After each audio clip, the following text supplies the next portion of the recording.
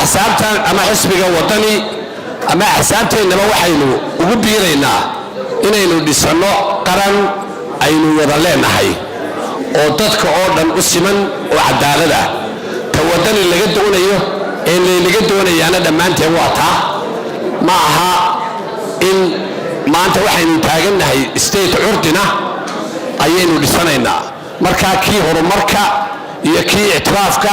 iyo kii shaqo la'aanta la dagaalamaya in ilaahay nooga dhigo aamiin dhaha waynu ku ducayno waxaan kaloo aad u salaamayaa ninkii halkan geesiga ahaa ee halkan isaguna dee isku xasilayba afrikaanka dee waxa la yidhaha markiiba isma xasilaane nin dhallinyaro abaa bartan horteenna isku xasilay runtii waa taariikh qofku waxa uu doonayo sidaasuu maxay ahaatay sameeyaa marka aad reer gabiiletihiina xisbiga wadani ku soo biiraysaan xaalado kolay idiin gaara baa jira anigaa beri ood weyne ka shaqayn jiray isagoon deegaankaygu ogolayn xisbiga kulmiyo beriga ahaa markaa waa dhibaato markaa mujaahidiin baa tihiin marka reer gabiile ee wadani ku soo biirayaan dee xisbigii waayo kolka xisbiyadu waxaa jira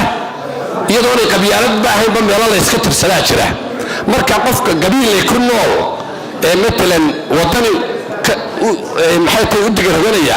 xaalad aanu ood weyne dee la kulanteen qofka wadani ku biiraya ama la kulanteen meel kale ayaa la kulmaysa marka waa xaalad adag weeye waa in loo qabsanaadaa taasi marka runtii aad iyo aad baa u mahadsantihiin kolay hadalkaa waa layga dambeeya waa lala badan yahay waxaanaan leeyahay dee macallimiintu arday bay waxu dhigi jireen macallimiintaasi tabliiqiyiinta idhaaha qof waloo tabliiqiya waxa laga doonayaa toban qof marka iyagoo 10 bay 100 noqdaan dee 10kaa macallin haddii min 4 kuwaaba 40 kuwa waa naga hogaaminayba dee gabiille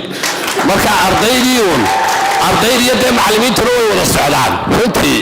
marka aad iyo aad baa u mahadsantihiin